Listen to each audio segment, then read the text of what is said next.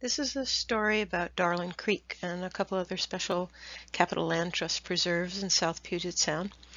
It's told from the perspective of a geologist intrigued by glaciers and glacial landforms, many of which are what make these properties so special. So I hope you'll also take a look at other land trust conservation conversation videos for different perspectives on these and other land trust properties. The glaciers that advanced into Puget Sound in the past exploited this topographical low. Came down through here. The fact that it is a lowland sandwiched between the Olympic Mountains to the west, the Central and North Cascades on the east.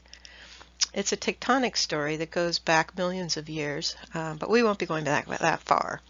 To appreciate Darlin Creek and other nearby preserves, we only have to go back about 20,000 years to recognize the legacy of the Vashon ice, which is the most recent of the continental glaciers. So I'm going to pause here for a moment to set the stage for the next 18 or so slides that I'm going to go through really quickly. The images you'll see were clipped from a video made by the University of Washington, so it's kind of like a flip book. And if you do want to see the whole thing, you can access it at the link above.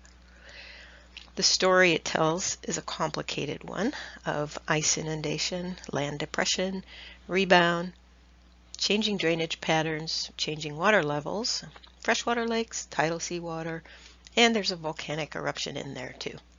So I should say too, don't try to read the text, just stare at the color changes of the water, ice, and land. Ready? Here goes. Here ice blocks seawater access to Puget Sound. A freshwater lake occupies Puget Sound. Ice advances and meltwater drains out to the Chehalis River. Maximum ice at 16,900 thereabouts. Ice starts to recede, but still freshwater lake in Puget Sound. And then finally the ice the Puget Sound opens back up to seawater. And the land starts rebounding. Global sea level is rising, but can't keep pace with the rebound. You can see the rebound continues here. Around 10,000, rebound slows and global sea level rise starts to take over.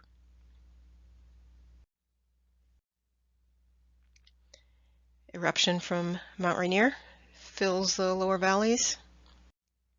And now we should be looking at something more familiar. To continue the story, we're going to look at the significance of Darlin Creek with respect to this is its location at the very farthest extent of the Vashon ice. Things can get really messy at the end of a melting glacier, and they might look something like this. So using the Matanuska Glacier in Alaska as a modern analog, you can see some of that messiness, the lot of dirty ice, everything from silt to boulders, braided stream channels, small lakes and ponds, deltas, and probably somewhere under there is an esker. This photo was taken in the 1960s in Alaska, and at that time taking photos of landforms in low angle light like this was the best way to make them really stand out, and it was a good interpretation tool as long as there were no trees in the way. So here you can see what the melting glacier left behind in the way of sediments and a history of the sediment moving processes that took place under and adjacent to the ice. One landform that jumps out is this Esker, and that's the landform that is so nicely showcased at Darlin Creek Preserve. So eskers are formed by subglacial streams where the glacier ice itself provides the channel walls. Once the ice melts, taking away the stream channel walls, you're left with the inverted or raised snaky stream bed sediments that you see to the right there. Just like in subaerial streams, you'll find the gravel and cobbles well rounded. And we are also going to look at deltas a little later in the story, but not quite yet. So I just want to comment that these old photos have a huge historical value, but we now have a better tool that lets us, in effect, see through the trees to look at the details of the land surface, and that tool is LiDAR. So I'm sure many of you have seen or are regular users of LiDAR data, but since some might not be, and you'll be seeing a lot of it shortly, I thought a quick explanation would be useful of how it's acquired and why it's become such an indispensable tool for mapping. LiDAR stands for light detection and ranging. Similar to sonar, which uses sound waves, and radar, which uses radio waves, LiDAR uses laser-like pulses that are emitted from a plane or sometimes a satellite or maybe a handheld instrument, and probably soon drones. The return time of the signals is measured to get distance from a reflected surface. And if you look at the image on the right, you can see that the reflecting surfaces include pretty much anything the laser signal hits, like trees, human structures, and the ground surface. By removing the signals of the trees that come back from the trees and the human structures during data processing, you're left with what's called bare earth, which is eye candy for geologists. And here's what that looks like, at least from afar. If we take a broader view of the legacy of the Vashon ice in Puget Sound, this is what you see. So the blue line defines its southern limit. I hope you can see that. What you're looking at here is the representation of today's surface, the one that we live on and travel on. Darlin Creek is off to the left against the foothills. You can also see Mount Rainier to the right, then the Squally River and Valley, fingers of Puget Sound, the Chehalis River drainage that'll be a part of this, well, it's been part of the story, the drainage of the meltwater out to the ocean, and the streamlined ridges and valleys, or fluting, that were shaped by flowing ice. You can also see various active and abandoned channels, and a lot more that we won't have time to get into. So finally, let's land at Darlin Creek.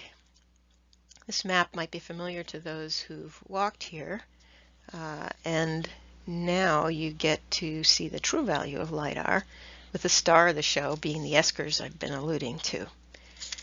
So I'm going to point here to a whole bunch of them, and hopefully you can maybe pick out some more, but you can see how they snake around. I should mention here too that the yellow is the outline of the preserve, the red and blue are trails, pink circles are proposed locations for the best viewing of and into these eskers. And with the ice of the glacier, just a word about the eskers, with the ice of the glacier confining the stream flow and acting as the channel banks, and the subglacial stream being under these confining pressures, the subglacial streams can even flow uphill and over small hills, like the Flute Crest, that sort of that longer stretch on the right-hand side there, or along the sides of valley walls, some of those little interrupted shadowy things that you see on the left. So because of obstructions like boulders or crevasses in the ice, an esker might not be continuous as the ones are that you see here. If we add in the layer of the geologic mapping, you get an idea of the variability noted in the nature of the sediments and the bedrock in the area.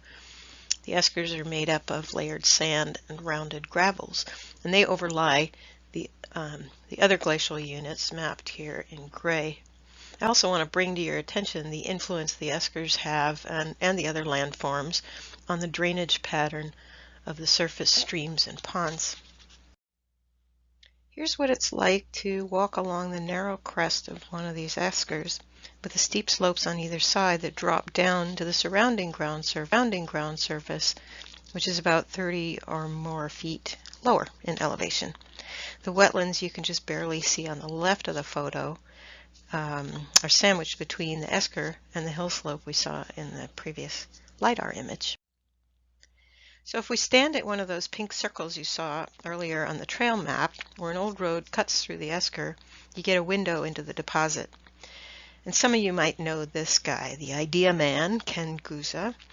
He's behind the effort to make an educational opportunity out of an esker. And here's a close-up of those rounded stream gravels. So now we're standing at the northern shoulder of the longest esker in Darlin Creek Preserve, giving you a clear view of the wetlands confined between it and the hillside to the west. The next photo I'll show in just a second will give you a hint on why the stream that initially flowed between the two landforms I just mentioned became a wetland. You can probably guess where I'm going with this. It has to do with opportunity and industriousness. I'll give you a second, even though you won't need it. And here it is. Here he is, or she, a land manager extraordinaire, the Beaver. I've kind of been smitten by these guys, especially after reading the book Esker by Ben Goldfarb, which I highly recommend, as well as stories and information on the Beavers Northwest website, for which I've provided a link here. So we've done some pretty brutal things to beavers through history, and still they persist. And they accomplish a lot of important ecosystem functions. And of course, they and we are integral parts of the same ecosystem. Too often the challenges of coexisting make the front page, but not often enough do the benefits. So I just want to point a few management practices here to which these really cute beavers lend a paw, or I suppose some teeth. There's groundwater, surface water interactions, water residence times, water temperature, sediment transport and deposition, channel and long-term valley morphology, biogeochemical pathways, and vegetation type and distribution. So all of these are supported, or all of these support invertebrates, birds, fish, and the critical salmon, and other mammals, including humans. Here are some of the smaller but no less important residents of Darlin Creek. And again, I want to encourage you to look at some of the land trust videos that give them more press than I'm going to do here. But I also want to mention here, this is where the connections between geologic processes, wildlife habitat and wildlife, and humans really come to roost for me. If we do it right, we can't separate them. And I think this is why the term Anthropocene has been proposed for the period where humans have impacted the planet.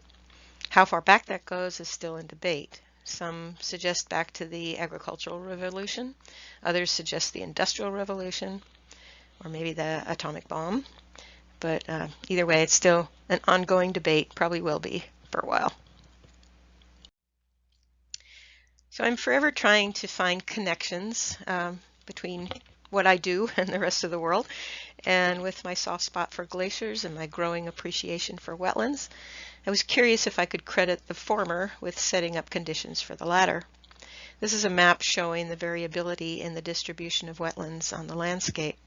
The blues are areas of high occurrence of wetlands. And the idea kind of works along the northern tier of the country, but not really so much in the south and southeast, where there's a high density of wetlands, but glaciers never made it that far south.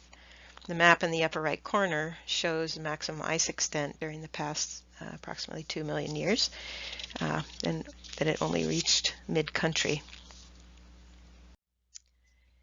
So maybe it's those industrious beavers that are responsible for creating wetlands. But the beavers were everywhere, and not really so for the wetlands, not true for the wetlands.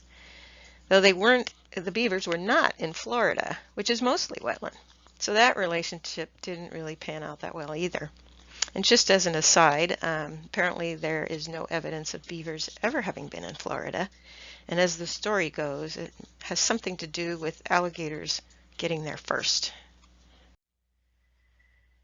So I started thinking about some of the other land trust properties around South Puget Sound with wetlands and pondering what other geologic conditions or processes could result in their formation. One other one that came to mind is in a slightly different setting than Darlin Creek, which you see here, adjacent to the shoreline. It's still underlain by, or I should say this other one, which is the Inspiring Kids Preserve, is still underlain by glacial sediments, but it's unlike Darlin Creek, it's adjacent to the shoreline. So we'll take a closer look. So this is Inspiring Kids Preserve. as viewed on a Google Earth image. It's located at the very southern end of Henderson Inlet, which hosts wetlands on both sides of the inlet. The curiosity here, at least to the old geologist I know, is this long zone of landsliding you see in red on the west side of Henderson Inlet. And if you take away the geologic layer, the shape of the shoreline here looks quite different from other reaches in the area, specifically the crinkly topography, the irregularity, the linear depressions, especially on the west side of the inlet. One more zoom here, and with a little creative interpretation, you can picture these being disaggregated blocks of earth that have slid away from the slope on the left. It might be a little bit easier to imagine with this block diagram on the right, where the sunken area behind the block that pulled away collects water, especially if it's underlain by clay sediments. And it starts filling with other sediments as the scarp behind it erodes, and eventually develops into a wetland with the associated plants. So to the east, under the Inspiring Kids Preserve, you can see some similar features, but they're definitely more subdued. So here's what one of these looks like on the ground at Inspiring Kids. And I'm guessing that some of you have probably been a part of the plantings that are here, but you can see the standing water there on the left side and just the wetland plants that are pretty characteristic. Here's a view of another one of these features across the inlet on the west side. Maybe just a little more obvious, but really both of them are, I think. And you know, you can clearly see that both run parallel to the shoreline and inland a bit. But it's a work in progress, a study in progress, so stay tuned. And just to argue the possibility of an association with earthquake shaking, and that geologic time can include some pretty recent events, here are some lateral spreads that formed during the 2001 6.8 magnitude Nisqually earthquake. The lower left photo was taken in Tumwater, and the upper right is along the Deschutes Parkway in Olympia. And no, that's not my dog. I'm going to sneak in one more glacial landform story at another one of the wonderfully publicly accessible land trust preserves, and that is at Bayshore Preserve near Sheldon.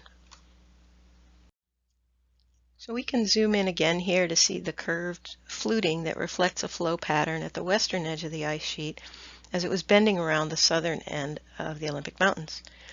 Notice the fluting is interrupted by this outwash channel draining from the Skokomish River Valley. And if you'll notice off to the left, that little red arrow points to another Esker. So where the outwash river flowed into what was at the time a large lake, Lake Russell, it dropped its sediment load and formed a delta there in the green.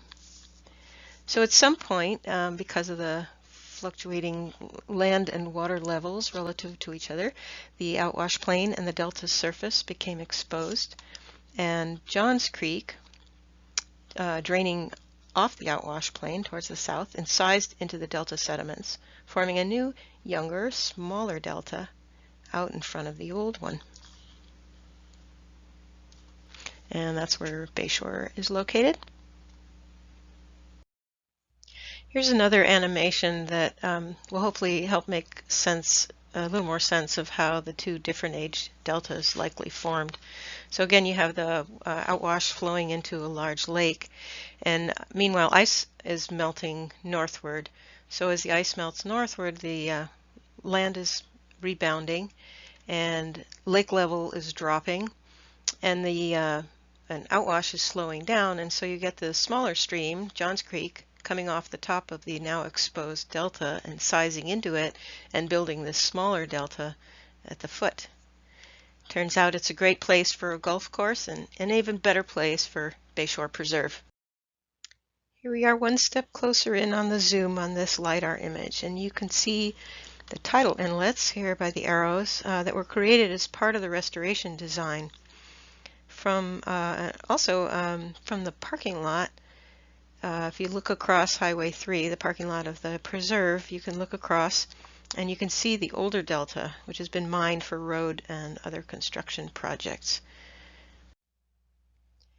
Here you see Johns Creek shortly after restoration. Things look pretty different now. And in the background you can see the delta front, and that's about 150 feet, feet of sediments in the old delta. And here's a kind of a zoomed in look just to give you an idea of that. In the photo on the left, I'd like to bring your attention to the fact that Gary oaks and madrone are growing really happily here on this coarse, well-drained gravel substrate. And on the right, you can see much finer sediments that have been winnowed and settled out by tidal currents coming and going in the new inlets. These sediments provide a different kind of substrate, one that hosts salt-tolerant shoreline plants and reveals visits by various critters at low tide. And of course, the other happy creatures are two of the many special people who've had a hand in the restoration of bayshore and other preserves, and who clearly find much amusement and pleasure in what they do and find out there. Mary Burcham is on the left and Karen Strelioff on the right. So I want to leave you now with this beautiful photo of Karen's. It's really a place to behold and to watch the changes, and so I hope you'll go there many times to all of these preserves. And in light of that, I will close with this some wise words from, and only slightly revised words from Calvin and Hobbes.